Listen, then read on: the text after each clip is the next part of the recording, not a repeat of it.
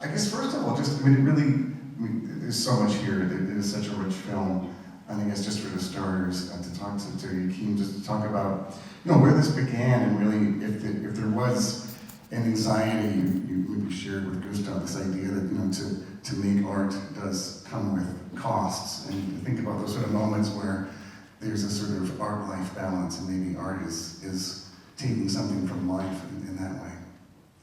Thank you for the wonderful response, first of all, thank you.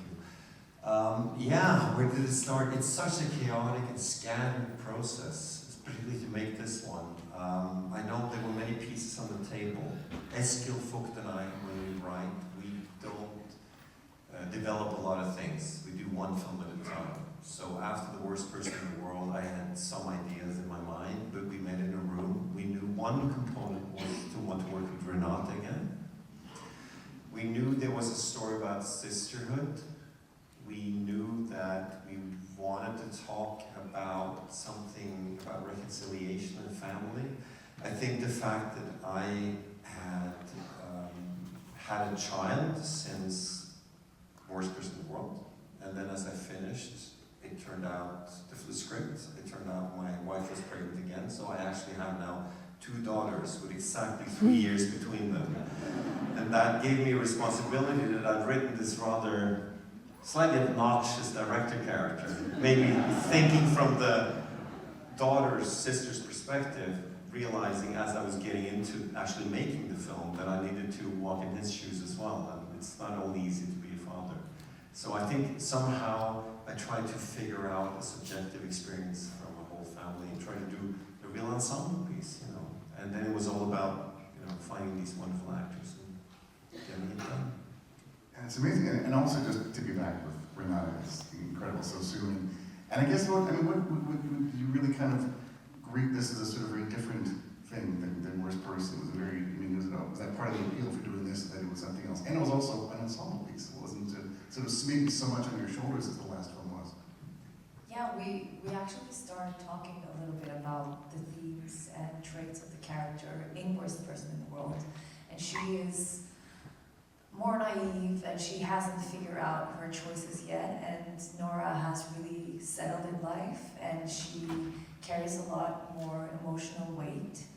And so kind of the seeds started there, and then you developed the script, and I was really nervous to read now that you know me better, both as a person and an actor. But I think it's such a privilege to get into something even deeper with the trust that we've established now, and to go even deeper into just being challenged in what that role is and what that is to carry that role. And just going to Stellan, thinking about this character, this director. Was it someone who you recognized, as someone you worked with? Or was it something that you think was very much a creation? Of course, it's someone I recognize, but in terms of being an artist, not being a director.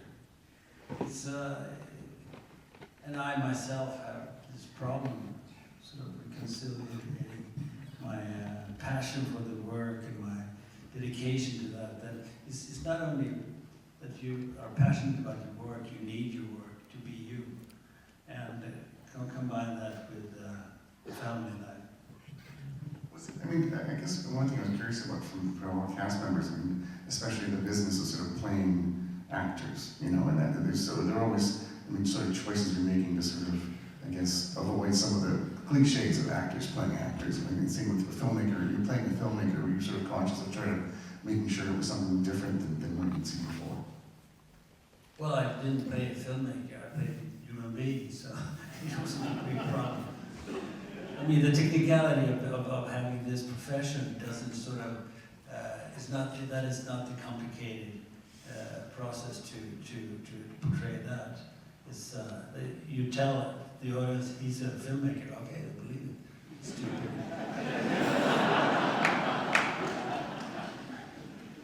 And I guess the same for Elle, because it certainly could be a character who is, actually, right from the get-go, Rachel sort of defies a type that she may be, the way the world, you can tell that there's a way that the world sees Rachel Kemp, but this is not her. Was that sort of something, sort of a starting point for yourself, that someone who was eager to be seen differently? Yes, yeah, I mean, I think I like what Stellan said of saying we're all playing a human being, but that was something that Joachim and I, we talked about and we were very aware of wanting to make her this three-dimensional, and she is for sure someone who is longing to be seen for her talent, or she's longing to be seen by someone. And then Gustav, she feels like she really sees her, and we find her in a place where she's quite lost in her career, and she doesn't feel like she necessarily has the power to make her own decisions, and she makes that very bold choice to do this film that ends up being quite, she's in the middle of a very stressful family dynamic that she didn't, What? yeah, that she didn't know that she would be a part of, but then ultimately she learns so much about herself along the way in the journey, and grows so much from being in this experience and with Gustav. So yeah, we didn't want to fall into the pitfalls of her being, you know, the Hollywood star, but there are pictures of that, of course, that she has, so it was very fun to toe that line in the middle. And it was thinking about, Inga, there's a moment early in the film. It's funny, sometimes you watch a film, you watch it a second or third time, you're like, there's those moments like, oh, there's that moment when Eric says, I see you. And I was just thinking about how so much for me from the pain of Nora is that she's someone who, as a child, was seen by Gustav, but then stopped being seen. I just think that's something that kind of really feels so much resonance late in the film about how she has to kind of, that's kind of the thing she has to carry. I mean, I was just thinking if that was something that was resonant for you. All of the things you just said, is that resonated? Yeah. I had to try to remember what you were talking about. Eric saying, I think that's a story, isn't it? That my husband in the movie tells. Yeah.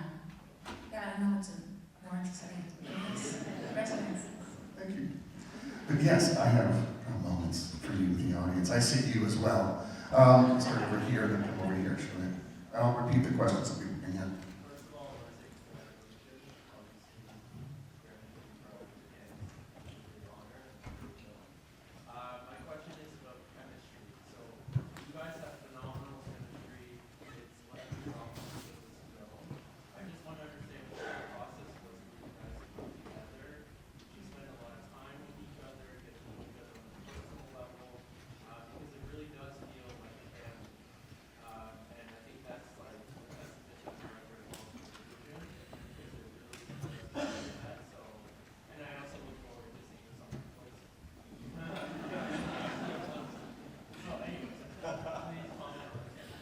Great question about building chemistry for the film and how that happened, and we will see this on Netflix eventually. I want to say that, yeah, you mentioned that this might be, that the chemistry between us might be in honor of what Joachim works, or how he works, and that's very true. So he does rehearsals, and it's a big part of his process and our process, and kind of have these big existential conversations, and he is a very intelligent and wise man, and the way he writes character. No, I didn't want you to say this. I'm saying this. And the way he writes characters, that they're so flawed and complex, but they're handled with so much care and love and nuance. So we sit down and we talk about this, and we have a break for a few days, and we talk again, and then everything starts like developing a little bit, and the relationship starts just like happening. And now it kind of, we have that chemistry, or like it's like stuck now between us. We're going to be sisters forever, I think. Yeah. I think it's a capacity as well that these actors have, and I think a part of my casting process is trying to find people who I believe can communicate and trust each other, and it's my job to try to create a framework around it and to, try to inspire some sense of trust between us. It's all about trust. And then there are different phases. I mean, at the beginning, we do rehearsals, we talk about text, we share things, it's quite personal, and then by the time we reach set, it's actually, there's not so much intellectual conversation anymore, it's very instinctive and specific, and trying to solve things and explore, and perhaps do a few takes where we try to nail it and get it right, but then opening it up to what we call more jazz takes, where you riff off each other more, maybe you have this secret urge that you don't dare tell me to drop a couple of lines that were a bit shitty, and it turns out we don't need them, and try to have that openness in it. There's a question over here. So the house feels like another big character, and you comment about the relationship between performances and the directing with the house. Talk about the relationship with the house between yourself and with the characters too. It's true, it's a character. It's like we had to cast it. We saw 100 houses, and then it was a house up the street from where I live, actually. That's a big house, it's a sweet house. I think there was some idea quite early on about, if you're making a story about reconciliation, it's also a story about time in a family. So the house, this idea of Nora's character writing an essay, and I think, at least in Norway, we often get this thing in Norwegian class, the equivalent of English class, where you pretend you're an object. And then Nora imagined it to be a house.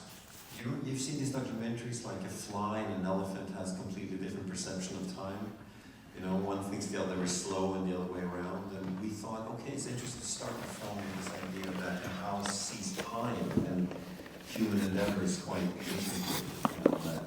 Hey, there's another human getting born, getting married, having a kid, dying. It goes pretty fast. And to set up a story about slowly these sisters understanding that they have limited time with their challenging father, and the other way around. I think that was a good framework thematically for it. I hope that makes sense. I'll go over here. Hi. So first, Mr. Skarsgård, you're a very funny guy. Love you. Mr. Trier, you seem like a very musically minded kind of guy. And I'm just wondering, throughout the filmmaking process of all of your films, what is the musical mindset that you bring to it? How are you picking the songs that you're using to soundtrack these crucial moments? Thank you so much. And I agree, Stellan is very funny. It's a fact. Thank you, man. I don't know, on one level, I wanted to be a musician. I got kicked out of 2 punk bands because I was a bad drummer. Still trying to get over that, trying to create a sense of ensemble and band spirit. But on a more deep kind of artistic level, perhaps, I do think music is a temporal art form like music. Movies are like music in a way. And Eskil and I, when we sit and create a film, we kind of think that each set piece should be kind of a hit song ideally on an album. And we listen to music, and I adore music, and I'm very happy to have, we just came in here at the end and we're standing in the back, we're peeking out at you guys, and we're hearing La Bici Frey's wonderful music, and I feel like, how blessed are we? And Terry Callier opens the film, if anyone is aware of his music. And so a lot of this music we listen to while we're writing, and we try to find a vibe. But ultimately, I want the films we make to feel like music. There's something about when all the critique is settled and everyone has, negotiated the quality of it. What was the vibe, What was the feeling of movement and the temperament of it, and these very basic human perceptive experiences in a movie theater, we're still going through the grief of losing David Lynch, who was the master of exactly that, as if his films were like, they had saturation of taste and smell and a sense of timing and musicality, the vibe of something, and we don't talk enough about that in film. We often imply a literary vocabulary to try to describe what movies are, but some movies are also just about the light and the feeling and the vibe of people and stuff. So anyway, I think that's what we're doing.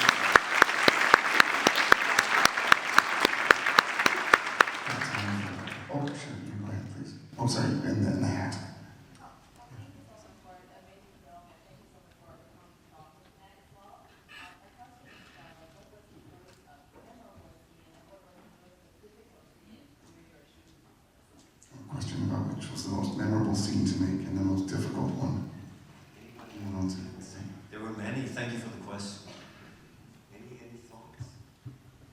had fun in France, Elle. Who was, did she ask me? No. Oh, I don't know who. Yeah, everyone. Yeah. Yeah, anybody. Anybody? Oh, she asked me, yeah. Gosh. Well, I mean, the first scenes that I shot were in Deauville with Stellan on the beach during the night shoots, and that, I don't know, we got very close those nights, which had a great foundation for our scenes to come. And I learned how funny he was and how silly he was, which was very fun. And gosh, I mean, there were definitely a lot of challenging scenes, I think, for all of us, like emotionally. And this film is so, it just has this heartbeat. It's so personal. To Joachim and Eskil, they wrote it together. And what's beautiful about Joachim is he invites all of us in those rehearsal periods that we're talking about to add kind of your personal bits too that you can either express to him or you can keep secret. And so I felt like I was allowed to kind of be vulnerable and express those sides of myself that sometimes I don't feel so safe to do so, but because he's a director that allows that, you want to give it to him and you want to share as much emotion as you can.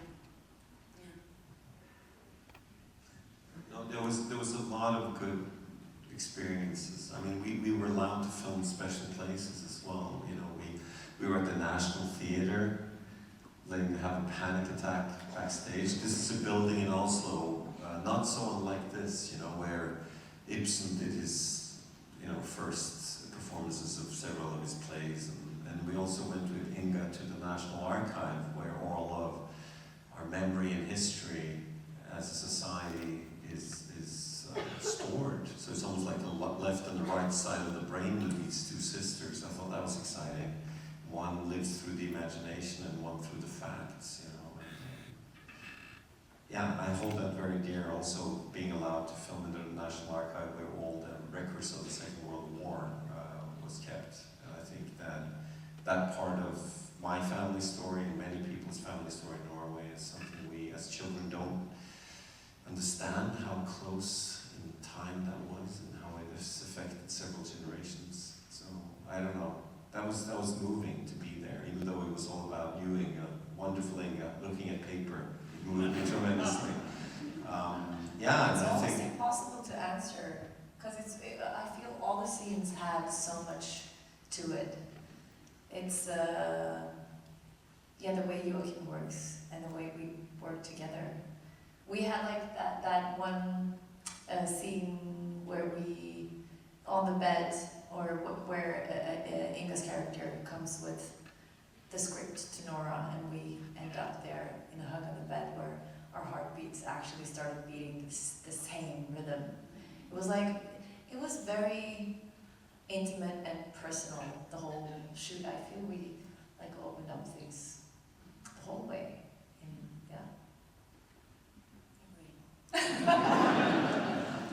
Oh, Inga. Your is also choice, funny. We have time for one more. The person, sorry, I have to go back to the person who nearly got the question last time. Go ahead, please. I was really struck by a lot of the abrupt changes in the film. No easy transition from one scene to another. Could you talk a little bit about the editing and how that affected the final product? The question of the editing. Those are abrupt shifts between scenes which are so effective.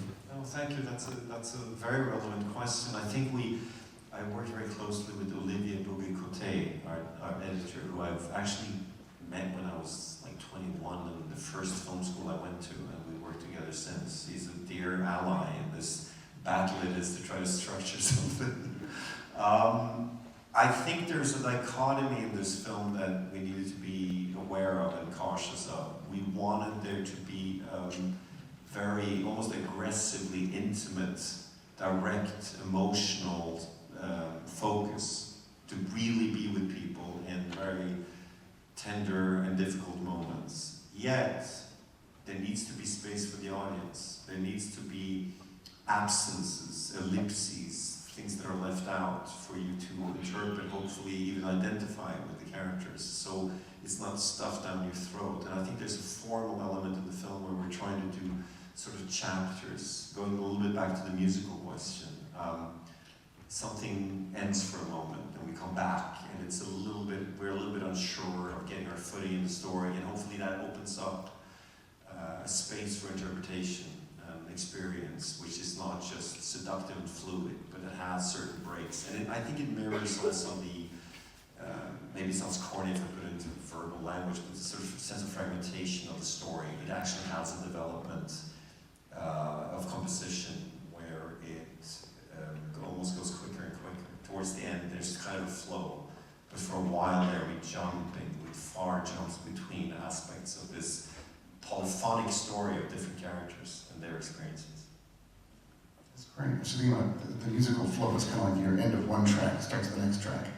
Back to CDs. Remember CDs? We used to do that. But I'm so pleased to be able to share this film and have you here. Thanks again to all of you for being here too.